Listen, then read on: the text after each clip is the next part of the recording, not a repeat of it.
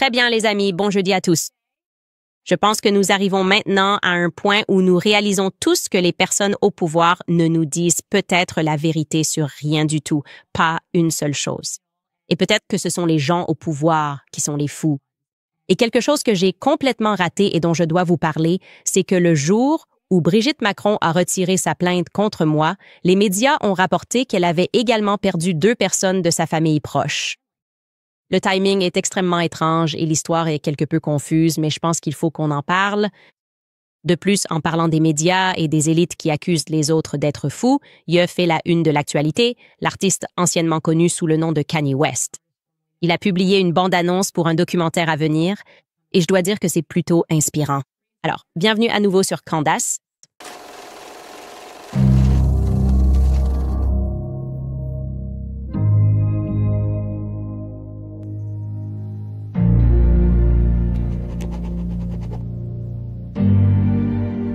Très rapidement, je dois dire tout de suite que j'ai beaucoup trop ri en voyant ce titre.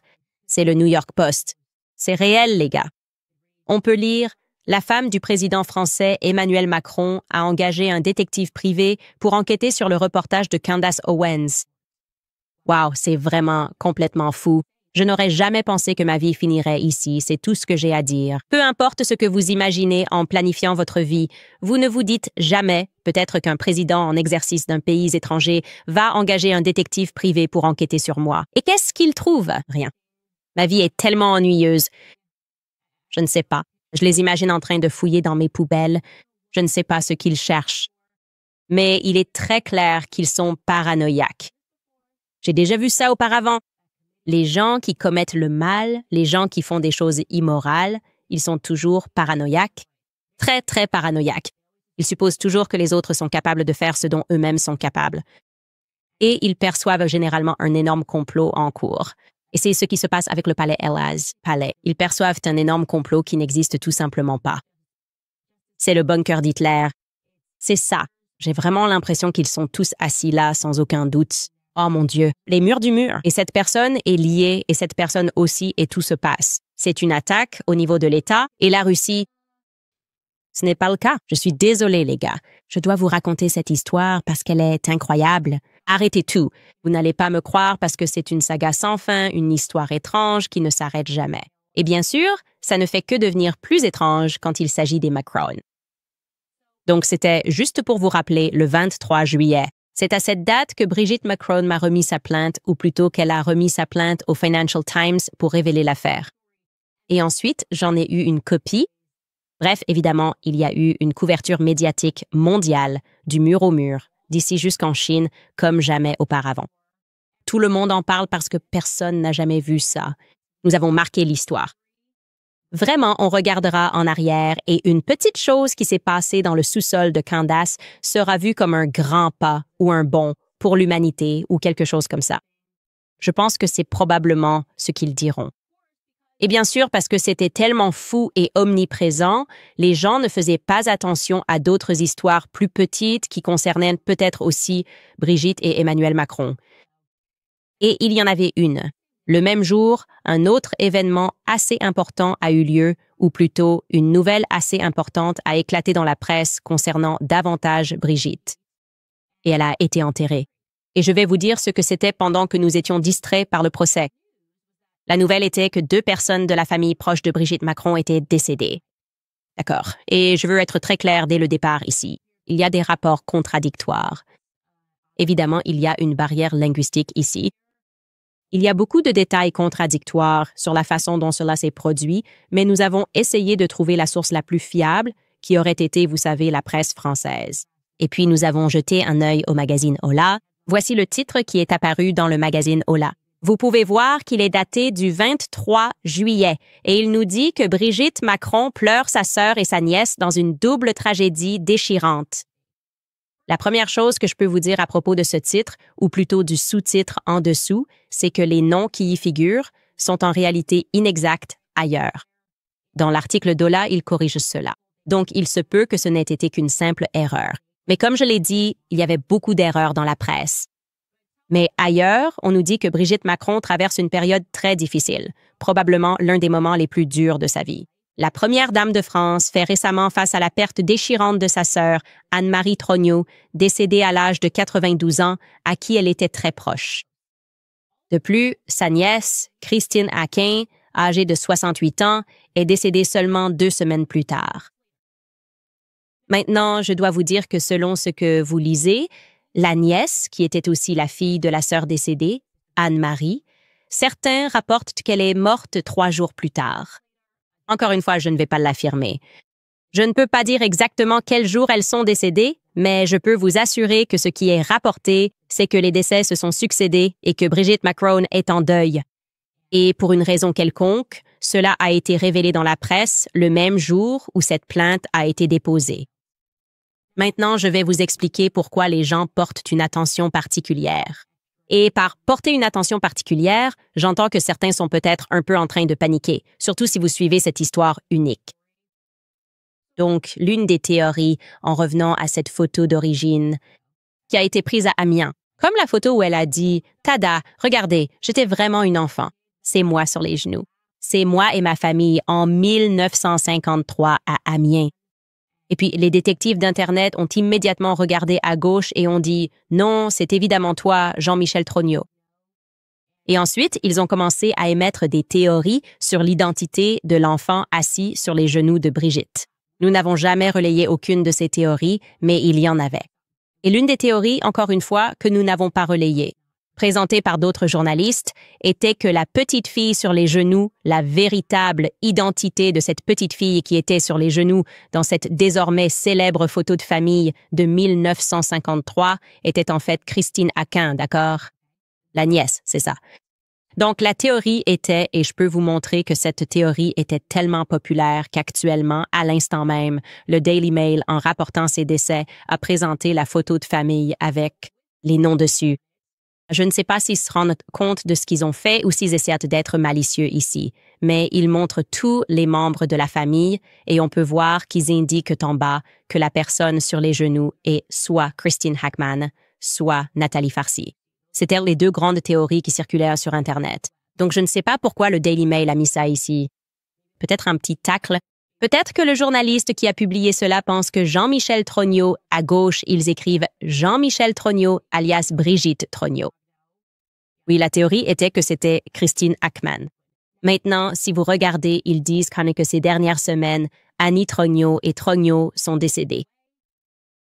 Certaines personnes ont rapporté qu'il s'agissait d'un arrêt cardiaque, et sa fille, ou supposée fille, si cette théorie était correcte, est maintenant également décédée. Et ils ont dit que c'était à la suite d'une longue maladie. La mère et la fille sont maintenant parties. D'accord. Encore une fois. La presse française rapporte qu'Annie Trogneau est décédée le 3 juillet, puis a été enterrée le 15 à Amiens, et que la fille d'Anne-Marie, Christine, est décédée le 19 juillet, puis a été enterrée le 25. Donc cela s'est produit 2 jours après mon procès. Maintenant, vous remarquerez, si vous consultez l'histoire, qu'il n'y a aucune photo disponible d'Anne-Marie, la sœur qui est décédée, car, comme nous le dit la presse, elle se trouve être la plus discrète. Du clan Trogneau, encore plus que Jean-Michel Trogneau. En fait, la presse nous dit qu'elle n'a jamais été vue. Elle n'a jamais été vue en public depuis que Brigitte Macron est entrée en fonction.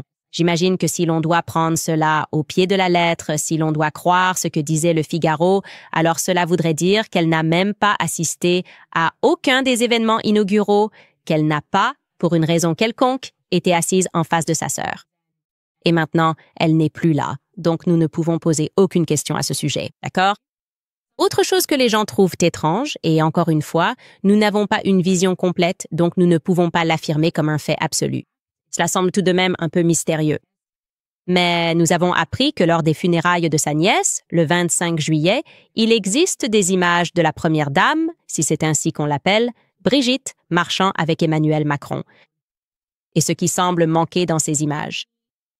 À première vue, encore une fois, il y aura probablement d'autres photos qui sortiront. Tout cela s'est passé très vite et soudainement. Personne ne voit Jean-Michel Trogneau. La personne, le petit gars rondouillard qu'ils ont autrefois présenté dans mon procès en intégrant, vous savez, les petites images d'arrière-plan de l'inauguration. Ils disent « Voici Jean-Michel Trogneau ». Ne posez pas plus de questions. Il ne vient pas au tribunal pour dire « Hé, regardez, regardez, je suis le vrai Jean-Michel Trogneau. » Laissez ma sœur tranquille, je l'aime tellement. Et à première vue sur ces images, il semble qu'il n'ait pas non plus assisté aux funérailles de sa sœur. C'est ce que disent les discussions en ligne. Encore une fois, il faudrait approfondir beaucoup plus et voir s'il existe d'autres vidéos et photos disponibles. Mais on pourrait s'attendre, n'est-ce pas, que si Brigitte a perdu sa sœur, elle voudrait peut-être se rapprocher de Jean-Michel Trucne, peut-être voir Jean-Michel Trucne, ce que nous demandons depuis le début. Peut-être qu'elle n'aurait même pas eu un procès de 5 ans parce que les gens les auraient vus faire leur deuil ensemble. On s'attendrait à ce qu'elle soit avec son seul frère restant, parce que si elle est honnête sur son identité, il ne resterait qu'elle, Jean-Michel Trogneau, et aussi Monique Trogneau de cette photo de famille, cette fameuse photo de famille. Il ne resterait donc que les 3 frères et sœurs. Bref, tirez-en les conclusions que vous voulez. Nous continuons d'enquêter. Des choses se passent étranges. Des événements se produisent. Cela ne veut peut-être rien dire? Qui sait? C'est bien sûr intéressant parce que, vous savez, si ces 2 personnes avaient été en vie, nous aurions peut-être voulu les assigner à comparaître, obtenir une déclaration pour démentir ces rumeurs selon lesquelles c'était en fait la nièce qui était assise sur les genoux. Aussi, cela aurait été vraiment bien si la nièce, pendant toutes ces procédures judiciaires qui se déroulaient en France, était simplement apparue et avait dit « Et vous êtes vraiment en train de devenir fou. Ce n'est pas moi. Ce n'est pas moi qui suis assise sur les genoux. En fait, c'est Brigitte. Et j'aime beaucoup ma tante. Et s'il vous plaît, ne faites pas ça. » Mais bien sûr, personne dans la famille ne fait jamais ça. Nous ne savons pas pourquoi. Ils sont simplement très discrets. Tellement discrets qu'ils préfèrent voir leur sœur, leur tante souffrir publiquement plutôt que d'aider à clarifier certaines de ces rumeurs. Quoi qu'il en soit, cela m'amène à une autre anecdote intéressante, cette fois à propos d'Emmanuel Macron, qui m'a été présenté par un autre journaliste en France dont le nom et l'identité je ne devrais peut-être pas mentionner, juste pour lui épargner cela. Quoi qu'il en soit, je vais commencer par dire que l'une des choses vraiment intéressantes à considérer à propos d'Emmanuel Macron, c'est que tout au long de sa présidence, il y a eu tellement de gens et tellement de rumeurs qui sont sorties disant que ce type est homosexuel, comme Emmanuel Macron est homosexuel. Et je le connais d'ici. Voici pourquoi je peux vous dire qu'il est homosexuel. Et pour une raison quelconque, Emmanuel Macron ne s'en soucie pas. Il n'a jamais porté plainte. Il n'est jamais... Ils ont envoyé des détectives privés fouiller potentiellement dans les poubelles des gens pendant leur sommeil. Je ne sais pas. C'est donc une étrange anomalie, n'est-ce pas? En fait, il existe même des preuves largement partagées selon lesquelles le couple semble apprécier ces rumeurs. Ils font des blagues à leurs amis lors des dîners. Ils font des blagues aux journalistes qui les ont interviewés. Brigida l'a dit plus tôt, Emmanuel n'est pas homosexuel. C'est pour éviter que nous nous en effusions. Ha ha ha ha. Ils prennent avec beaucoup de légèreté les rumeurs persistantes concernant Emmanuel Macron. Il est attiré par les hommes. En ce qui concerne le fait que Brigitte soit transgenre, c'est beaucoup moins évident. Nous ne savons pas pourquoi. Apparemment, des questions se posent désormais concernant la relation particulièrement étroite qu'entretient Macron avec un autre Français plus âgé. Il est décédé depuis. Ce Français n'est évidemment pas son épouse et il s'appelait Henri Herman. Fascinant. Histoire fascinante, d'accord? Donc, le journaliste m'écrit que pendant 14 ans, Henri a préparé Macron avec minutie et affection pour qu'il atteigne le sommet de la hiérarchie de l'État français. Qui est Henri Herman? Comme je l'ai dit, il n'est plus en vie, il est décédé. Mais les médias français reconnaissent qu'il a bien été le mentor de Macron. D'accord, donc c'était son mentor. Voici un titre que vous pouvez voir en ce moment. Henri Herman, le mentor d'Emmanuel, est décédé. Il rapporte cela à l'âge de 92 ans. Alors, comment est-il devenu son mentor? Eh bien, selon ma source, en 2002, Herman, qui avait alors 78 ans, a rencontré de façon inattendue Macron, qui n'avait à l'époque que 25 ans, donc 78 et 25, lors d'un cocktail entre bureaucrates dans la ville de Beauvais, qui n'est pas loin du terrain qu'Herman avait acheté, l'ancienne propriété qui appartenait à Élie de Rothschild dans les années 1960. D'accord, c'est au nord de Paris et Macron faisait à ce moment-là un stage dans un bureau du gouvernement local. Et apparemment, ils se sont tout de suite très bien entendus. Ils ont décidé de devenir des amis très proches, une relation vraiment unique. Et entre 2002 et 2010, Herman a invité à plusieurs reprises Macron dans sa luxueuse villa au Maroc. Intéressant, mais écoute, c'est intéressant compte tenu du contexte. Qu'un homme plus âgé emmène un jeune homme au Maroc n'est intéressant que pour cette raison-là. Le portrait présidentiel français que je n'arrive pas à sortir de la tête. Je ne peux pas l'oublier, André Guy, le livre derrière, Pedresti, le Maroc, ceux qui l'assumaient ouvertement. Mais cela pourrait être une coïncidence. OK? Ne tire pas de conclusion hâtive. Je te donne juste les faits. Ils ont voyagé ensemble au Maroc. En 2006, Herman présente alors Macron au Parti socialiste français. Il le présente à ses dirigeants, y compris d'anciens premiers ministres, de futurs chefs d'État comme François Hollande, sous lequel Macron va bientôt devenir membre du cabinet. Finalement, il va succéder à François Hollande. Et Herman, en 2007, fait alors un cadeau à Macron. À ce moment-là, Herman a 83 ans et Macron n'a que 30 ans. Il lui offre un appartement entier. Pouvez-vous imaginer un homme de 83 ans achetant un appartement à un jeune homme de 30 ans en plein centre de Paris? En plein cœur du centre-ville de Paris, d'accord? Et ce cadeau a apparemment pris la forme d'un prêt sans intérêt d'un montant de plus d'un demi-million d'euros. C'est vraiment, je veux dire, avec des mentors comme ça, c'est incroyable. Et il a été allégué que Macron n'a jamais remboursé cette somme, même s'il était alors un fonctionnaire à temps plein ou il l'est devenu, ce qui signifierait qu'il l'a peut-être accepté illégalement. Mais nous n'avons même pas besoin de spéculer là-dessus. Le fait est que cela lui a été offert. La même année, Herman devient le témoin du mariage de Macron avec Brigitte. Donc c'est intéressant. Macron va maintenant épouser Brigitte. Et Herman dit « Je serai le témoin ». Ou peut-être que Macron lui a demandé d'être son témoin. De plus, il a payé l'intégralité du mariage. Fascinant. D'accord. C'est absolument fascinant qu'il ait payé pour l'intégralité du mariage. Est-ce qu'il ressemble à ton père? Que se passe-t-il ici? C'est bizarre. Il vérifie ensuite la liste des invités au mariage. Encore une fois, c'est sa mère qui fait ça. Il vérifie la liste des invités au mariage. Il a personnellement choisi dans quel hôtel du Touquet la célébration aurait lieu. Je veux dire, il était impliqué. Au fait, j'adorerais voir plus de photos de leur mariage. Je crois qu'il n'y en a que 2 ou 3 disponibles. Ce serait aussi une super chose. Si on pouvait simplement voir quels invités étaient présents au mariage, ça pourrait démystifier pas mal de choses pour nous. En 2016, pour continuer, évidemment, on sait que Macron commence alors sa campagne électorale pour la présidence de la France et Herman devient son principal donateur et son conseiller politique. En mai, lors d'une interview, Nicolas Sarkozy, qui était l'ancien président de la France, dit quelque chose d'assez étrange pendant l'entretien. Il fait plus ou moins allusion à la vie personnelle ou au style de vie de Macron. Il dit, je cite, « Macron est cynique, un peu homme, un peu femme. » C'est la tendance du moment. Il est androgyne. D'accord. J'imagine que c'est assez chic. C'est plutôt à la mode. Plus tard, en septembre de la même année, Henry Herman a accordé une autre interview, désormais célèbre. Il s'adressait au Figaro et parlait de sa relation avec Macron, de leur relation unique. Et il a dit, je cite, « Je ne le quitte jamais », contrairement à la plupart des hommes brillants de son âge. Il n'avait pas de nombreuses petites amies. Il n'était pas courtisé sur le plan romantique, ou du moins il refusait. Hein? C'est un peu déroutant qu'ils disent ça, non? 2 mois après cette publication qui était considérée comme assez scandaleuse à l'époque, Herman est décédé. C'était en novembre 2016. Et très rapidement après, on sait que Macron et Brigitte ont assisté à ses funérailles. 1 an plus tard, Macron est élu président de la France en mai 2017. Il est maintenant le président de la France. Et ce même mois de son élection, il y avait un écrivain marocain célèbre, en fait. Il s'appelle Tahar Benjeloun. Et il sort et il dit, « Écoutez, je connaissais personnellement Herman.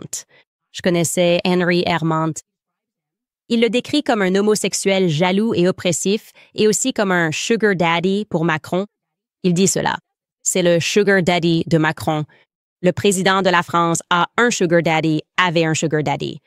Et cet homme s'appelait Henry Herman. Je n'ai pas dit ça. C'est ce type qui l'a dit. Il a dit, je cite, « Je voyais souvent Macron chez Herman au Maroc. » C'est Herman qui l'a découvert à l'École nationale d'administration alors qu'il faisait un stage dans une administration régionale quelque part dans le nord de la France. Herman a immédiatement reconnu en Macron un homme à l'esprit vif et ambitieux, un homme ambitieux. À partir de ce moment-là, il ne l'a plus jamais lâché. Un jour, j'ai demandé à Macron s'il avait des enfants et Ehrman s'est fâché contre moi en disant « Tu te moques de lui? » Macron n'a pas commenté, mais j'ai compris que ce n'était pas un sujet sur lequel plaisanter. Fin de citation. Encore une fois, cette citation ne vient pas de moi. C'est le célèbre écrivain marocain, pas Candace Owens. C'est une accusation plutôt lourde, d'accord? Sugar Daddy pour le président. Mais pour une raison quelconque, les Macron ne le poursuivent pas en justice. D'accord? Être accusé d'être homosexuel, d'avoir un sugar daddy, c'est totalement acceptable ou peu importe. Ça ne leur pose absolument aucun problème. Et c'est tout ce que j'ai à dire sur ce sujet pour l'instant.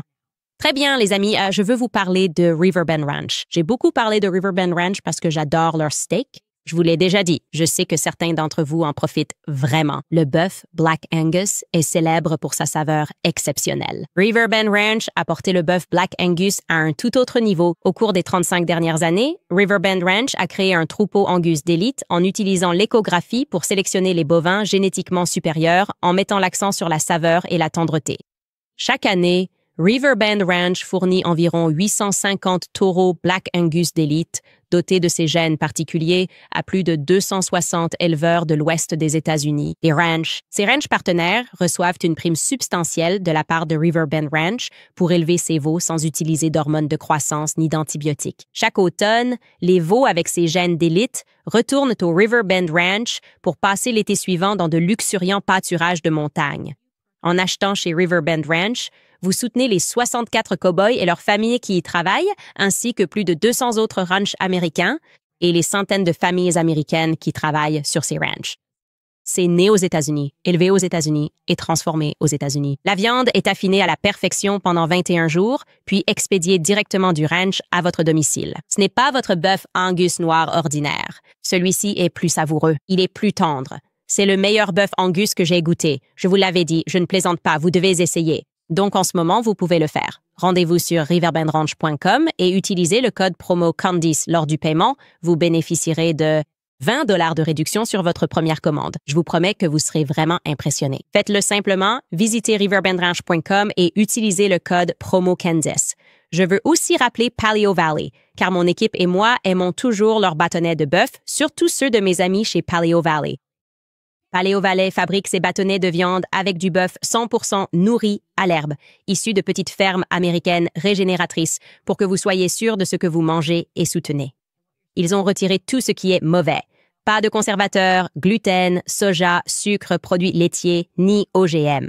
C'est une source d'énergie propre et riche en nutriments, comme la nourriture devrait l'être. Que vous voyagiez, travailliez tard ou couriez avec les enfants, ces bâtonnets offrent une énergie protéinée sans coup de fatigue. Que vous soyez keto, paléo, carnivore, peu importe, Paleo Valley s'adapte à votre mode de vie, pas l'inverse. Ils sont disponibles en plusieurs saveurs audacieuses, notamment original, jalapeno, saucisson d'été, bacon à l'érable et teriyaki, donc il y en a pour tous les goûts avec plus de 55 millions de bâtonnets de bœuf déjà vendus. Paleo Valley est une marque de confiance, éprouvée et soutenue par une garantie de remboursement de 60 jours. En ce moment, vous bénéficiez de 20% de réduction sur votre première commande sur paleovalley.com/Candice. Et si vous utilisez le code Candice lors du paiement, c'est donc paleovalley.com/Candice. Code promo Candice au moment du paiement. Très bien, les amis. Je pense qu'on en est évidemment arrivé à ce point. On se rend compte que les gens au pouvoir sont tout simplement fous. Mais c'est intéressant de réfléchir aux personnes qu'ils attaquent toujours le plus violemment. Et l'une de ces personnes, sans aucun doute, c'est Kanye West.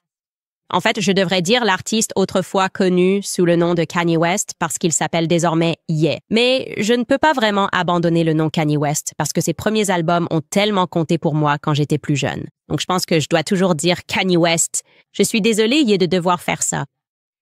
Bref, c'est intéressant parce que maintenant qu'on découvre la vérité, des personnes qu'on pensait folles, comme Michael Jackson par exemple, et on y repense et on se dit quoi? Qu'est-ce que Michael Jackson essayait de nous dire à propos d'Hollywood? On lit Hollywood Babylone et on se dit « Ah! » Et puis il y a quelqu'un comme Ye qui s'oppose à Hollywood depuis très longtemps et qui a en quelque sorte fait face presque exactement aux mêmes accusations de folie. Et il ne facilite pas la tâche pour ne pas l'appeler ainsi. Bien sûr, il leur donne tellement de matière, je dirais. Tellement de munitions parce qu'il se promène simplement avec Bianca. Elle est à moitié nue, Alors ils disent, il est fou, il est dérangé, il doit être placé en garde à vue psychiatrique 51-50. Et puis, il sort un documentaire. Et je dois vous dire, en tant que fan de Ye, en tant que personne qui suit sa carrière depuis très longtemps, je suis tout simplement très inspirée par lui et par les choses auxquelles il a tenu tête. Il m'a, en quelque sorte, donné l'audace d'être moi-même. J'adore tout simplement cette bande-annonce. Et je voulais vous la montrer parce que c'est peut-être juste moi. C'est peut-être mon propre attachement personnel à lui. Mais je trouve que la bande-annonce est vraiment inspirante. Regardez. Je ne prends plus mes médicaments depuis 5 mois maintenant. La personnalité n'était pas comme ça il y a quelques années. C'est un appel de l'univers. Ne me dis jamais que je vais me réveiller un jour et que je n'aurai plus rien. On pourra en parler plus tard, mais il n'y a pas de « mais ». Quand je suis allé à l'hôpital, l'une des idées était en lien avec l'église.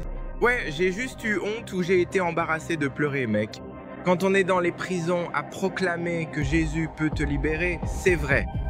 Merci Jésus. J'ai décidé de fuir. J'ai failli tuer ma fille. Je préférerais être mort que de prendre des médicaments. Soit ils me détruisent, soit je le détruis. C'est un mauvais rêve. Il tue notre capacité à penser différemment. Je suis presque comme un masochiste. J'écris ce que je veux, quand je veux. Ce ne sont que des mots. Tu sais ce qu'il y a de mieux à être artiste et bipolaire? Tout ce que tu fais ou dis, c'est une œuvre d'art. Je veux dire, au nom de qui movie.com. J'ai vraiment hâte. J'ai vraiment hâte parce que je sais ce contre quoi il s'est dressé. Je sais ce qu'ils lui ont fait. Je sais ce que Harley Pasternak lui a fait. J'en ai déjà parlé. Et sincèrement, je crois qu'ils lui ont donné le trouble qu'il a, vu tout ce que j'ai appris sur Sigmund Freud. Tu entends, je crois Kim dire au début qu'il n'est plus le même qu'il y a quelques années. Oui, parce qu'un coach sportif, un entraîneur de gym, l'a fait placer en garde à vue psychiatrique 50 et 1,50 et ils l'ont drogué. Parce qu'il lisait une Bible. Ça pourrait expliquer pourquoi il n'est plus le même. Je veux dire, il faudrait me passer sur le corps pour qu'un coach sportif vienne chercher mon mari chez nous et me dise qu'il doit aller à l'hôpital. Vraiment, il faudrait littéralement me passer sur le corps. Bref, ce documentaire a été filmé par Nico Ballesteros, qui a commencé à travailler dessus en 2018. Nico n'avait que 18 ans. J'ai d'ailleurs rencontré Nico et je me demande si je vais apparaître dans ce documentaire parce que je vois qu'il porte le t-shirt White Lives Matter. Et évidemment, je l'ai porté avec lui, mais ce que je peux dire, c'est que Nico filme 24 heures sur 24, 7 jours sur 7. Il ne fait pas de bruit, il filme tout le temps. Donc il était dans cette maison en train de filmer quand beaucoup de choses se passaient. Je sais que Ye ne valide jamais le contenu. Donc je pourrais y être, qui sait. Et oui, quand tout s'est passé, quand ils lui ont retiré le contrat Adidas, le contrat Gap, quand son mariage avec Kim se terminait, il était ici. Et c'était difficile pour moi de le voir traverser tout ça et de ressentir ce que j'ai ressenti. J'ai vraiment eu l'impression qu'on lui enlevait tout. Et je ne comprenais pas pourquoi il insistait pour que tout soit détruit. Et puis je crois que j'ai déjà raconté cette histoire, mais je ne cesserai jamais de la raconter parce que c'est l'une des choses les plus incroyables. Parce qu'après que Gap a annoncé qu'ils annulaient aussi le contrat, c'était comme annulation, annulation, annulation, annulation, annulation, et je l'ai appelé. Et je voulais juste savoir s'il allait bien. Je pensais qu'il serait effondré par terre. Et il a simplement dit « Je suis enfin libre ». Et évidemment, il a eu cette perspective. Il a compris, et peut-être à sa manière artistique, que nous sommes tous asservis. C'est comme si on était dans une matrice. Quand on parle de l'affaire Epstein, quand on lit Hollywood Babylone, quand on réalise à quel point les gens qui nous gouvernent sont sinistres, ils nous asservissent. Faites ce qu'on vous dit, sinon on va vous nuire d'une manière ou d'une autre. On va s'en prendre à tout ce que vous possédez. C'est toujours la menace financière. Et j'ai ressenti cela tellement fort ces 2 dernières années, et je me sens enfin libre parce qu'ils ne peuvent rien me prendre, car je possède tout. Et je comprends tellement mieux son message aujourd'hui qu'à l'époque où tout cela se passait. Et c'est pour ça qu'il faut des personnes courageuses, parce que cela t'inspire à être courageux quand le monde s'abat sur toi, quand la matrice s'abat sur toi, parce que tu dis la vérité, cela t'engage encore plus à la crier. Et je pense vraiment que si Ye n'avait pas été le premier à sauter dans le vide, je n'aurais pas fait de même en me disant « Tu sais quoi, je préfère simplement être libre ». Et nous l'avons fait de manière différente. Et évidemment, il a traversé bien plus de choses que moi. Ce n'est que maintenant, en apprenant ce que Sigmund Freud a créé en termes de manipulation mentale et en lisant Chaos, que nous découvrons qu'ils étaient en train de créer un cocktail de drogue capable de provoquer chez les gens des troubles mentaux comme la schizophrénie ou le trouble bipolaire. On ne peut qu'imaginer ce qu'il a enduré. C'est, comme je l'ai dit, bien plus que ce que j'ai vécu. Mais je voulais vous montrer cela et vous encourager. Quand ça sortira, évidemment, je ne l'ai pas vu. Je n'ai aucune idée de ce qu'il y a dedans, mais soutenez simplement la liberté. Essayez peut-être d'adopter une perspective différente sur ce que quelqu'un a vécu et mettez-vous au défi de la comparer à ce que dépeignent les médias. Je dois dire que depuis que je suis devenue, je suppose pas parent, mais maintenant que je m'intéresse tellement à l'histoire, et c'est honnêtement en partie lié au fait d'être devenue catholique, et maintenant que je collectionne des Bibles datant de 1885 parce que je sais qu'on édite lentement les choses, qu'on perd des informations et qu'on devient plus ignorant, je pense vraiment que quand on apprend dans la Bible que Satan est l'auteur du mensonge et de la tromperie, le mot « auteur » prend tout son sens, comme dans l'Écriture. C'est tellement trompeur. Ils mentent sur notre histoire. Ils nous disent de détester des personnes qui ont le potentiel de nous libérer, de libérer nos esprits, de nous faire comprendre comment la société fonctionne réellement. C'est satanique, l'Écriture du mensonge. Les personnes qui tiennent le stylo détiennent tellement de pouvoir. Bref, je vous fais juste un petit coup de gueule ici parce que ce trailer m'a vraiment inspiré et j'ai hâte de le regarder. Je vous ai dit, je crois, hier que l'épisode d'aujourd'hui serait plus court parce que je pars pour mon anniversaire de mariage, mais je veux lire certains de vos commentaires. Je vais parler de Nimi car beaucoup savent que j'adore Nimi Skincare.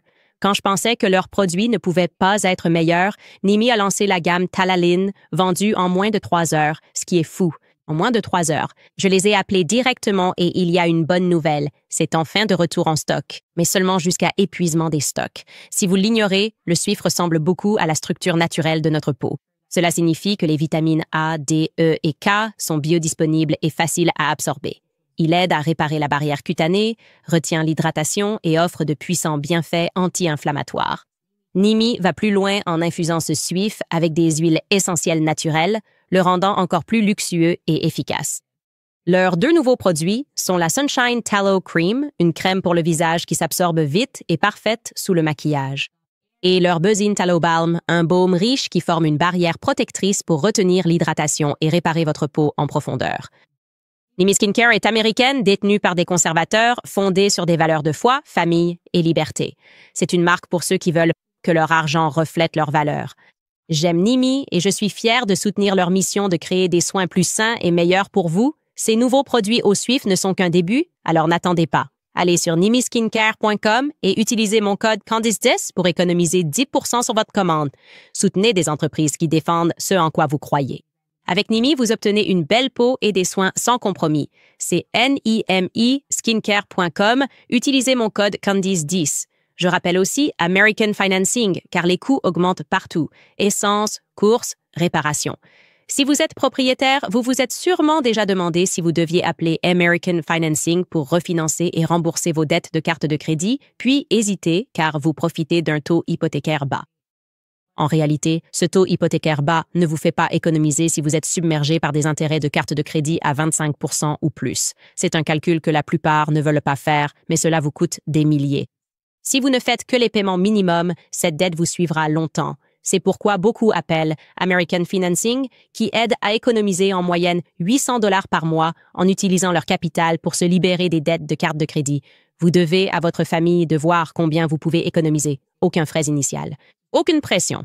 Découvrez gratuitement combien vous pouvez économiser chaque mois. Commencez aujourd'hui et reportez 2 mensualités hypothécaires. Alors, appelez American Financing dès aujourd'hui. Le numéro est le 807 95 12 10. Encore une fois, 807 95 12 10. Ou rendez-vous simplement sur americanfinancing.net Owens. americanfinancing.net Owens. D'accord. Passons en revue certains de vos commentaires des épisodes précédents. Tout d'abord, cette personne écrit « Cher Candace, s'il vous plaît, demandez à Julian Assange ce qu'il voulait dire lorsqu'il a déclaré qu'il avait, je cite, « des informations intéressantes sur Emmanuel Macron ». Oui, je ne le savais pas avant que vous ne commentiez cela. Et c'est vraiment très intéressant. Évidemment, nous savons que Julian a subi une attaque totale du système. Des gouvernements du monde entier se sont retournés contre lui à cause de Wikileaks, des emails, et il l'a fait. Apparemment, je ne l'avais pas réalisé, mais il avait bien dit qu'il y avait des informations intéressantes sur Emmanuel Macron. Et vous n'allez pas deviner qui s'est ensuite impliqué pour, entre guillemets, aider Julian Assange. Vous n'allez pas me croire. Devinez quelle avocate est intervenue? Éric Dupond-Moretti. Quelle folie! Éric Dupond-Moretti s'est impliqué auprès de Julian Assange officiellement pour l'aider, car il estime que les journalistes devraient pouvoir s'exprimer librement. C'est tout ce que je peux dire. Je vais juste vous donner les faits. Ouais, quelqu'un avait proposé « Oh, c'était peut-être juste qu'Emmanuel était gay. » Et je me dis « tous les politiciens sont gays. » Enfin, ce n'est pas si intéressant que ça, non? C'est comme si tout devenait gay. Ça ne veut rien dire. Ça ne va rien changer. En plus, c'est Paris. Genre, ce sera « Ah, d'accord. Genre quoi? Il est bisexuel. » Ils auraient adoré ça. Emmanuel Macron s'en serait fichu.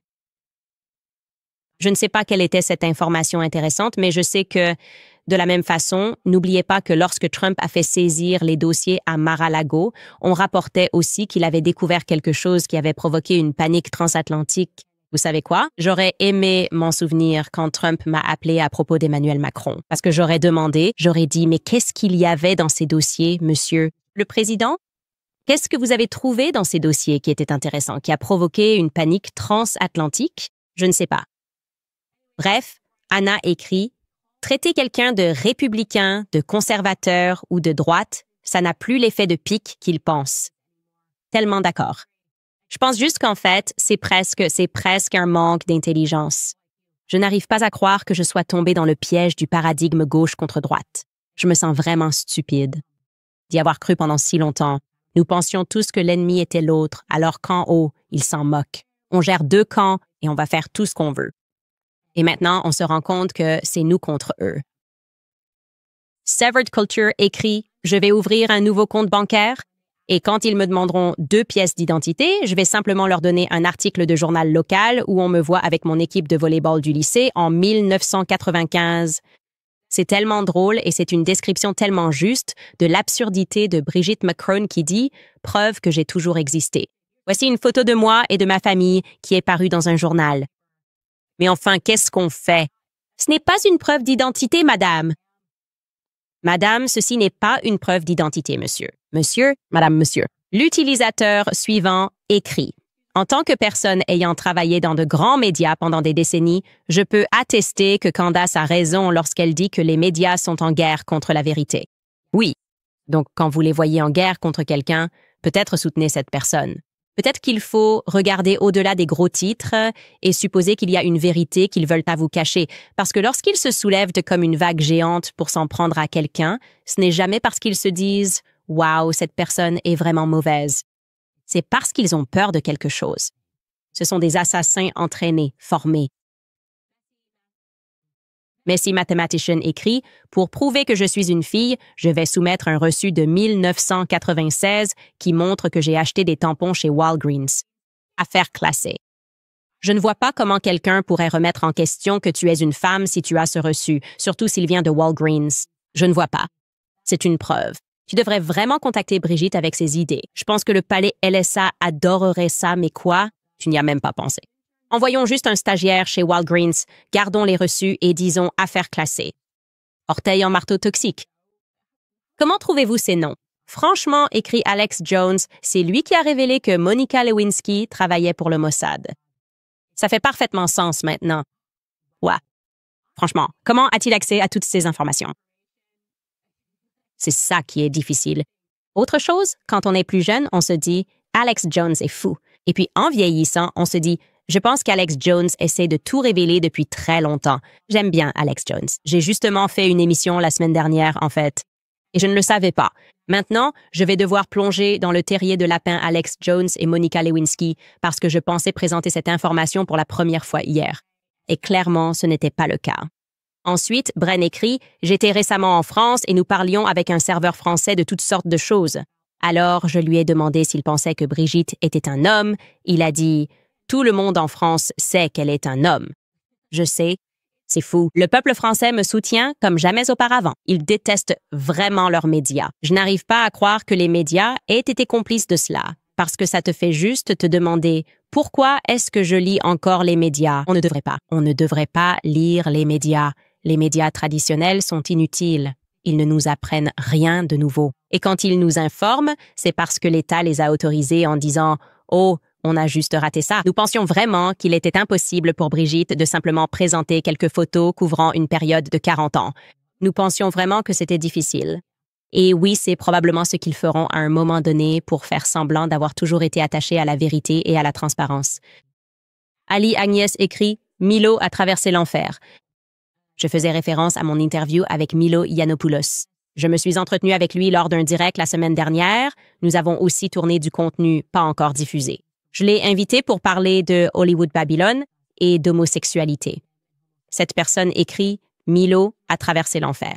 Il a été agressé sexuellement enfant par un prêtre. Ça l'a détruit, ce traumatisme. Le fait qu'il soit revenu à la foi est incroyable. Il a toujours été franc et passionné. Il suit un programme de développement personnel depuis des années. Il a tout mon respect. Écoutez, il a encore beaucoup de combats à mener. Il a été très honnête à ce sujet. Nous en avons beaucoup parlé hors micro parce qu'il a été très dur avec moi. Et Milo, je sens qu'il a cette colère en lui et il le reconnaît. Il le reconnaît, je n'ai même pas besoin de le ressentir parce qu'il l'admet. Il peut s'emporter et c'est quelque chose sur lequel il travaille.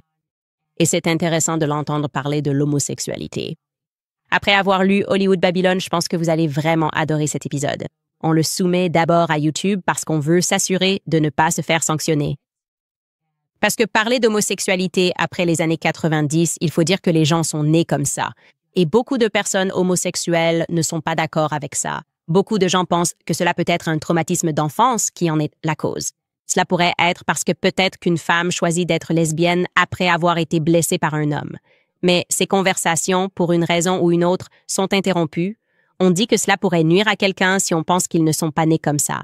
Donc je voulais vraiment avoir une conversation courageuse avec quelqu'un qui avait ce point de vue. Et Milo était cette personne.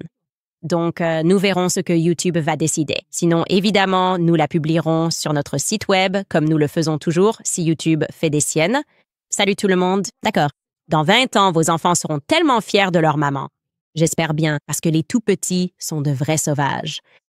Et ils disent juste des trucs comme ça en ce moment. Si jamais vous avez besoin d'être remis à votre place, asseyez-vous avec un tout-petit. Ils vous diront qui vous êtes en 4 secondes. Ils sont à cet âge. Willy Fungo écrit « J'adore comment Candace utilise encore le mot « gay » comme une vraie milléniale.